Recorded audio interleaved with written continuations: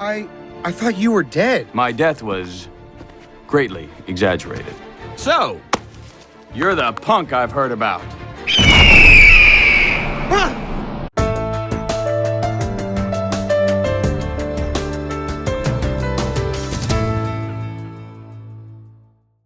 What's up, Battle Squad? Welcome to... What?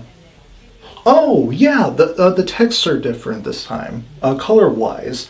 Yeah, I decided that I would make some change here, and the change being for the color scheme for the text on my Battle 5 list. You know, just to make it more colorful and stand... excuse me.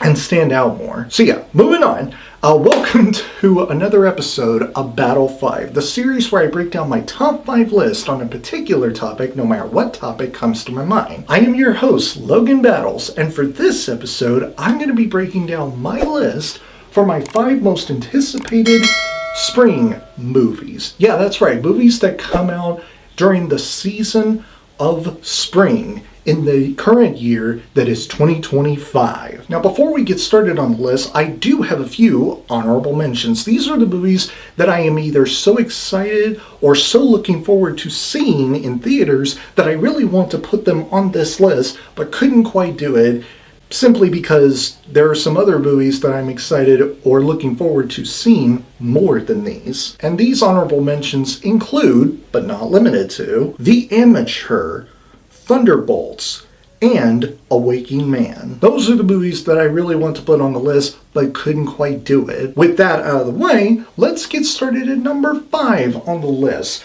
Karate Kid, Legends. Why? One reason, and one reason only. Jackie Chan. He is coming back as Mr. Han.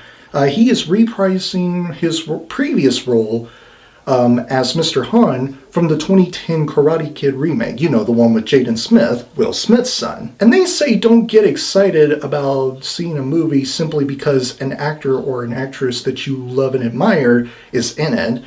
It's unhealthy or something like that. I don't know. I completely disagree with that. There are a few actors and actresses that simply make the movies that they star in better every time they are on screen, regardless of what they say or do. And Jackie Chan is one of the few. Plus, I am unfamiliar with pretty much everybody else in the movie. I have not watched the show Cobra Kai, although I have been recommended to it, apparently because it's a really good show and a lot of people love it, including my all-time favorite music artist, who I have made videos about on this channel in the past, Carrie Underwood, who, fun fact, actually appeared in one episode of this show. So, I mean, I feel like I want to just watch that show right now just based on that alone. Moving on to number 4 on the list. Sinners. Why? Because this is a period supernatural horror drama thriller that takes place in the 1930s southern United States during the Jim Crow era. This film is directed, written, and produced by Ryan Coogler, the man behind Black Panther and Creed, and it stars Michael B. Jordan as a set of twin brothers who leave their troubled lives behind them and move into their hometown to start their new lives, only to learn that there is an even greater evil waiting to welcome them back. Oh, and this film also stars Haley Steinfeld. Just want to point that out there right now. And supposedly, we are getting vampires as the main antagonists in this film, and Haley Steinfeld herself plays as one of those vampires. And we're also getting some other southern supernatural traditions? Not exactly sure what those supernatural traditions in the South are, but that's okay. I don't need to know. I want to save that for when I see this movie, or film rather, by Ryan Coogler and starring Michael B. Jordan, because it helps to raise my expectations while also being cautiously optimistic. Hey guys, so apparently I forgot to film this part of the video. For some reason I forgot to talk about number 3 on the list. So with that, I'm going to talk about number 3. So, number 3 on the list, The Accountant 2. Why? Because I love The Accountant, an action thriller film about an autistic certified public accountant who makes his living sanitizing fraudulent financial and accounting records of criminal and terrorist organizations around the world that are experiencing internal embezzlement. Not only is Gavin O'Connor back as the director from the first Accountant movie, but Ben Affleck and Jon Bernthal are also back to reprise their roles from the first Accountant movie, not to mention J.K. Simmons and Cynthia Adige Robinson. So once again, I love The Accountant, especially as someone like myself who is actually autistic, so I can't wait to see The Accountant 2, and as a huge action fan, this movie is right up my alley. Speaking of action, number 2 on the list, Ballerina.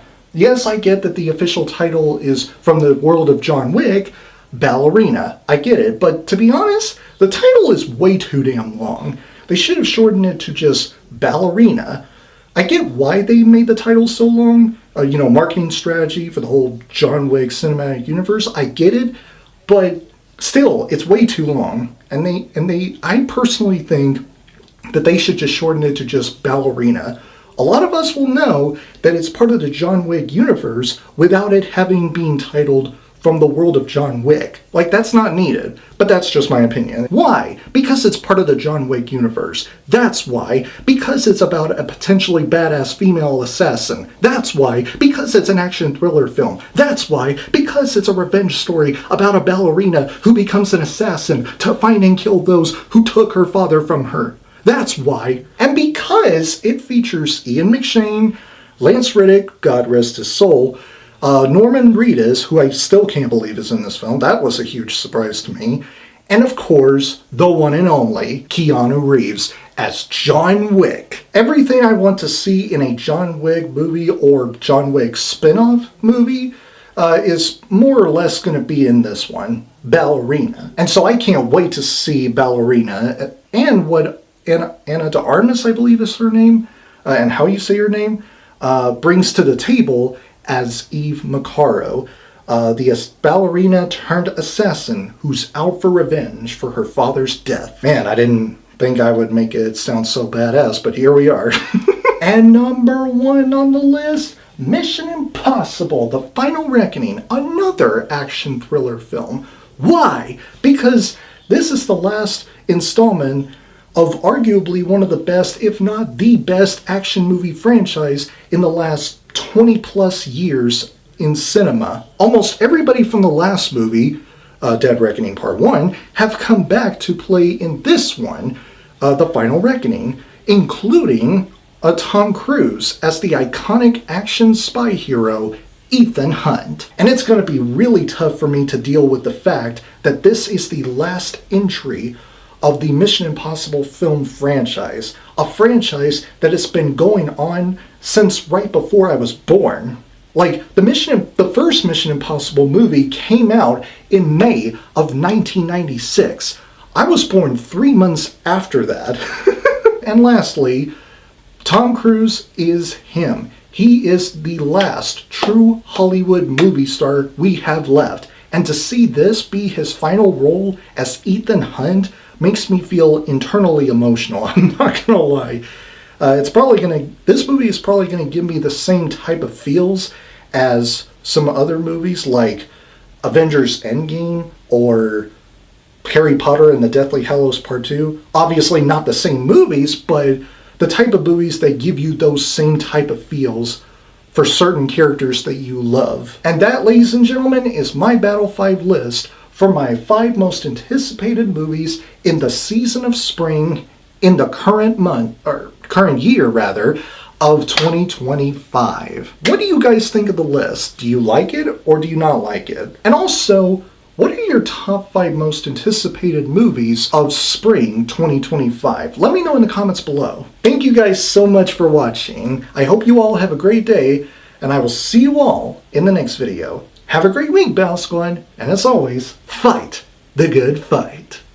If you enjoy what you see here, click like on this video, subscribe to my channel, and don't forget to turn on that bell icon so that you don't miss my newest videos. I will see you next time.